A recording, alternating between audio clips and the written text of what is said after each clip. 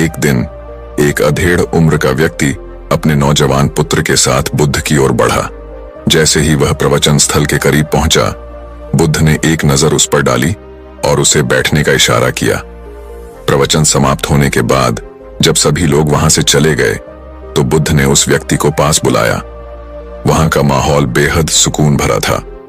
चारों तरफ हरियाली फैली हुई थी, मौसम मनमोहक था और पक्षियों की मधुर ध्वनियां वातावरण को अद्भुत बना रही थीं।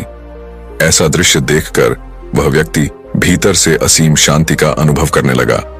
बुद्ध ने उसकी ओर देखते हुए कहा, बताइए, आप यहां क्यों आए हैं? व्यक्ति ने सिर झुकाते हुए कहा, तथागत, मैं 2 दिन की लंबी यात्रा करके अपने पुत्र को आपसे मिलवाने लाया हूं। यह मेरा इकलौता पुत्र है, लेकिन यह हमेशा थका थका सा रहता है। ऐसा लगता है जैसे इसके भीतर कोई ऊर्जा ही नहीं बची।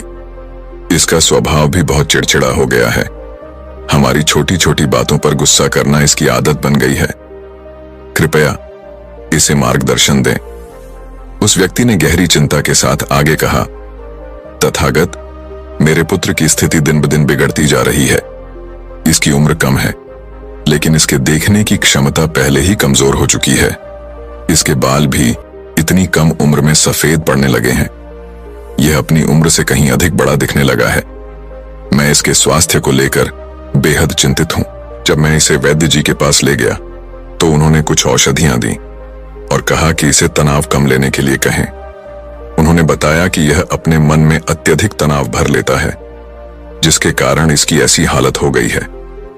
लेकिन तथागत, मैंने इसे बहुत समझाया कि तनाव क्या है और इसे कैसे दूर किया जाए, पर यह बात इसे समझ नहीं आई। दरअसल मुझे खुद नहीं पता कि तनाव आखिर होता क्या है, ये किन कारणों से आता है और इसे दिमाग से कैसे निकाला जाए। मैं यही समझने के लिए आपके पास आया हूं। कृपया मेरी समस्या का समाधान करें। यह सुनकर बुद्ध ने उस युवक को ध्यान से देखा। वह उसके चेहरे की बारीकियों को निहारने लगे, उसकी आंखों को गौर से देखा और फिर उसका हाथ पकड़कर उसकी नब्ज की जांच की।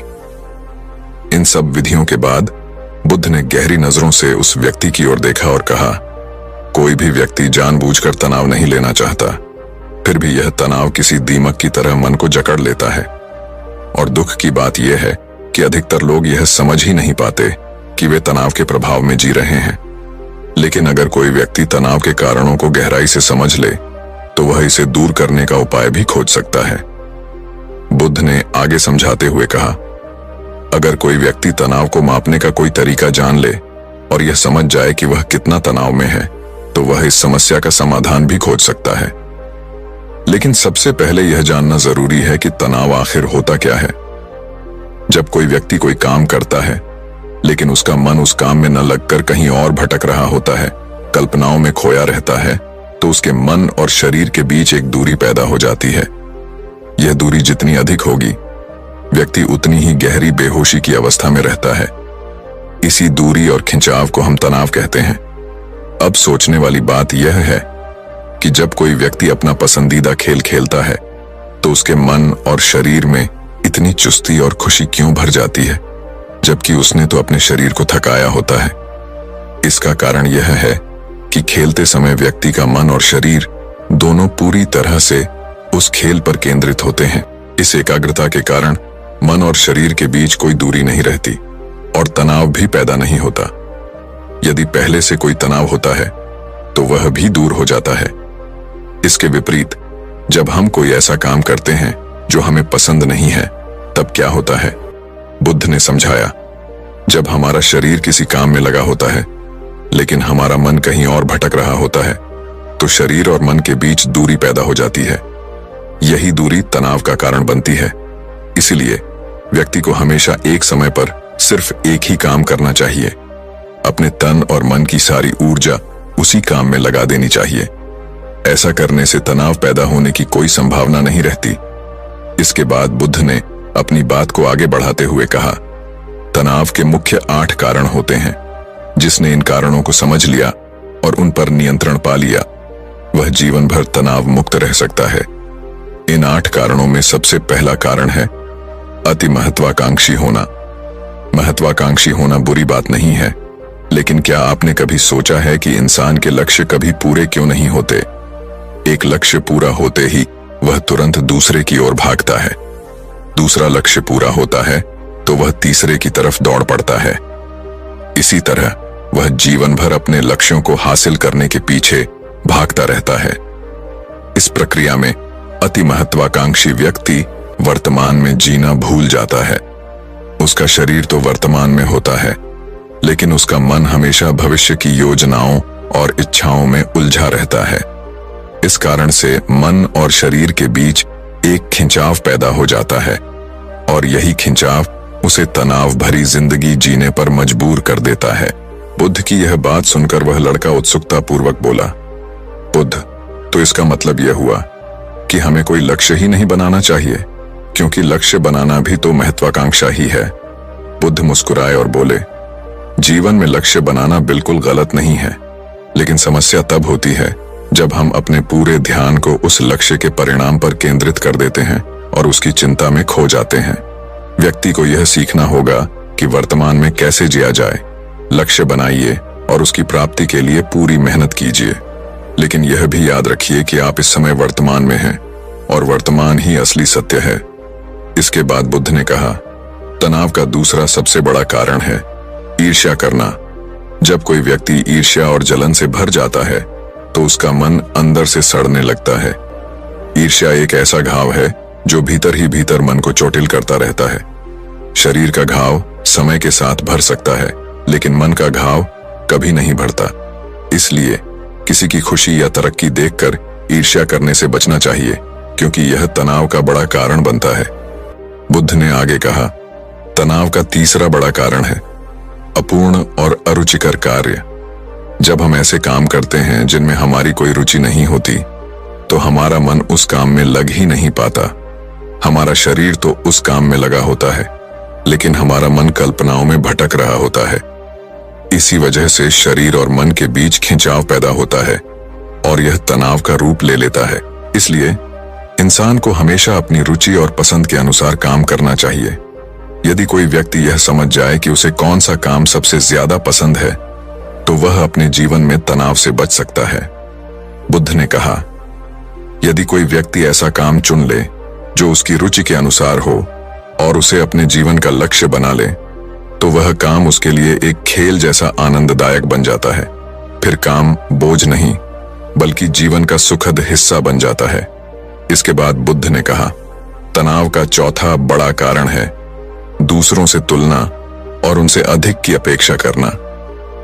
उन्होंने उस व्यक्ति की ओर इशारा करते हुए कहा, तुम एक पिता हो और स्वाभाविक है कि तुमने अपने बेटे के लिए कई अपेक्षाएं रखी होंगी।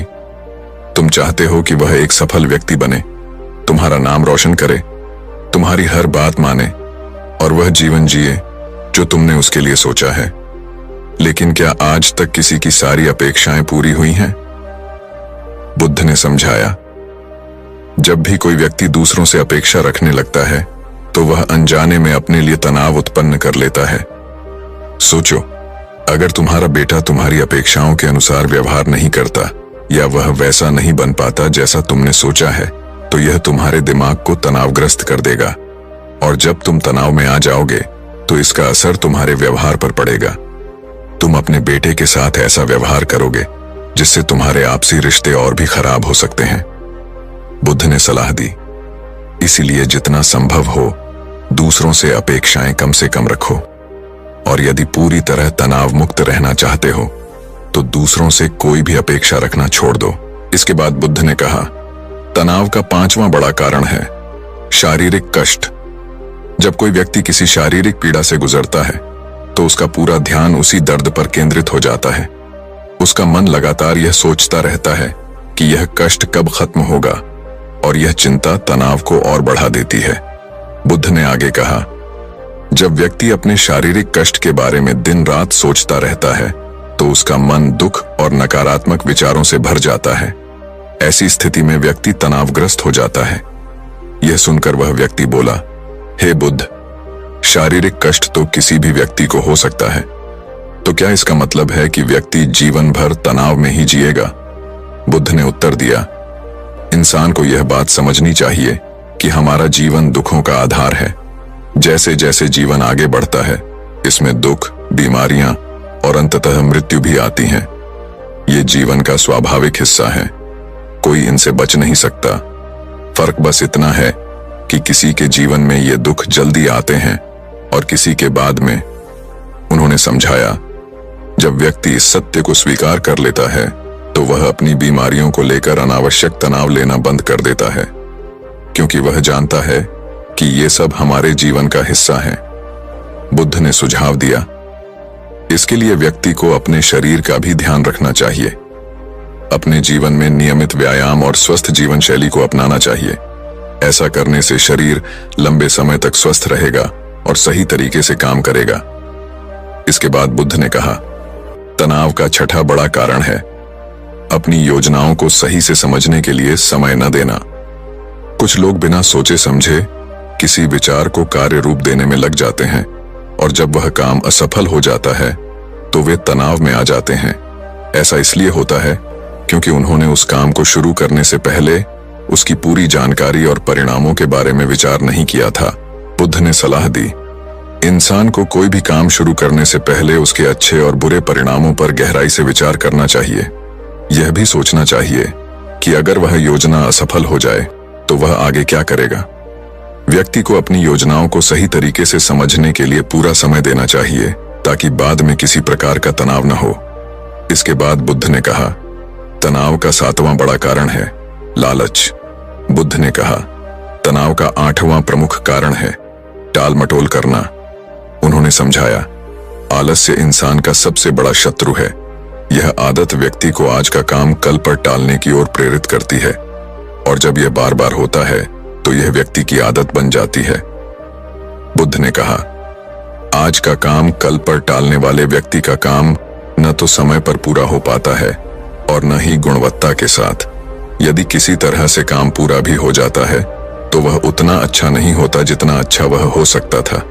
यही बात व्यक्ति के भीतर तनाव पैदा करती है। उन्होंने आगे कहा, काम को टालना या उसे अंतिम समय तक छोड़ देना एक आदत बन जाती है। व्यक्ति चाहकर भी बार बार इस आदत का शिकार हो जाता है और जब काम की समय सीमा नजदीक आती है तो वह तनाव से भरकर उसे पूरा करने की कोशिश करता है। यही स्थिति उसे और अधिक तनावग्रस्त बना देती है। बुद्ध ने सलाह दी, तनाव मुक्त रहने के लिए व्यक्ति को इस आदत को छोड़ना होगा। यह तभी संभव है जब वह काम को समय से पहले पूरा करने का दृढ़ निश्चय करे। समय प्रबंधन और अनुशासन अपनाने से ही इस समस्या का समाधान किया जा सकता है। इसके बाद बुद्ध ने कहा, तनाव का नौवां और सबसे प्रमुख कारण है ज्यादा सोचना। उन्होंने समझाया, लगातार सोचते रहना भी एक बीमारी है। यह समस्या विशेष रूप से उन लोगों में होती है जो केवल कल्पनाओं में जीते हैं। वे अतीत की घटनाओं और भविष्य की चिंताओं में खोए रहते हैं। बुद्ध ने कहा, जो व्यक्ति वर्तमान में नहीं रहता वह अपने जीवन को अनावश्यक तनावों से भर लेता है। उन्होंने इसे एक गहरी बीमारी बताते हुए कहा कि अधिक सोचने से व्यक्ति का मन अशांत हो जाता है और वह वास्तविकता से कट जाता है। बुद्ध ने कहा, तनाव का 10वां प्रमुख कारण है बेवजह के अनुमान लगाना। उन्होंने समझाया, जो व्यक्ति हर समय बेवजह के अनुमान लगाता रहता है वह खुद को मानसिक तनाव में डाल लेता है। इसीलिए व्यक्ति को ज्यादा सोचने और कल्पनाओं में खोए रहने की आदत पर लगाम लगानी चाहिए। बुद्ध ने सुझाव दिया, इस समस्या से बचने के लिए खुद को जितना हो सके काम में व्यस्त रखना चाहिए। साथ ही हर दिन ध्यान का अभ्यास करना अपने जीवन का हिस्सा बना लेना चाहिए। ध्यान से मन शांत होता है और विचारों को नियंत्रण में रखना आसान हो जाता है। बुद्ध की ये बातें सुनकर वह व्यक्ति हाथ जोड़कर बोला, हे बुद्ध, मेरा पुत्र अभी मात्र 20 वर्ष का है। उसमें इतनी समझ नहीं है कि वह आपकी बताई सारी बातों का एक साथ पालन कर सके। कृपया कोई आसान सा तरीका बताएं जिससे वह तनाव मुक्त रह सके और इसका अनुसरण भी कर सके। उस व्यक्ति की बात सुनकर बुद्ध कुछ पल के लिए सोच में पड़ गए। फिर उन्होंने मुस्कुराते हुए कहा, यदि तुम इन सारी बातों का पालन नहीं कर सकते तो एक बहुत ही आसान विधि है, इसे ध्यान से सुनो। बुद्ध ने कहा, एक समय पर केवल एक ही काम पर ध्यान दो। जो भी काम कर रहे हो उस समय सिर्फ उसी काम को करो और अपना पूरा ध्यान उसमें लगाओ। यदि तुम्हारा मन इधर उधर भटक जाए तो जैसे ही तुम्हें यह महसूस हो, अपना ध्यान वापस उसी काम में केंद्रित कर लो। यही तनाव मुक्त रहने का सबसे सरल और प्रभावी तरीका है। उन्होंने समझाया, जब तुम भोजन करो तो उस समय केवल भोजन पर ध्यान दो, उसके हर स्वाद का आनंद लो, उसका अनुभव करो। जब चलो तो केवल चलने पर ध्यान दो। इससे तुम्हारा मन और शरीर एक जगह केंद्रित रहेंगे। मन और शरीर के बीच जो दूरी पैदा होती है वही तनाव का मुख्य कारण है। बुद्ध ने अंत में कहा, जहां तक संभव हो सके एक समय पर सिर्फ एक ही काम करो और उसे पूरे ध्यान के साथ करो। यही तनाव मुक्त रहने का रहस्य है। परिवर्तन जीवन का अनिवार्य हिस्सा है। बुद्ध ने कहा था, बदलाव के बिना जीवन संभव नहीं है। यह कथन सच्चाई है।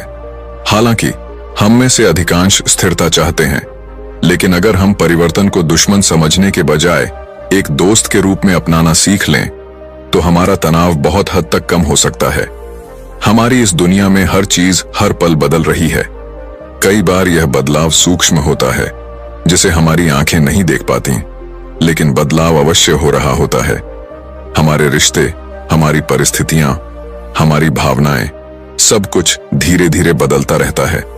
जब हम परिवर्तन से डरना छोड़ देते हैं और इसे सहज रूप से स्वीकार करना सीखते हैं तो हम अपने भीतर के तनाव को भी समाप्त कर सकते हैं। अक्सर जब हम किसी बदलाव का विरोध करते हैं या उससे बचने की कोशिश करते हैं तो यह हमारे शरीर और मन में तनाव पैदा करता है। लेकिन जब हम इसे स्वाभाविक रूप से स्वीकार करते हैं तो हमारी ऊर्जा स्वतः प्रवाहित होने लगती है और हम एक सुकून भरे जीवन की ओर बढ़ते हैं।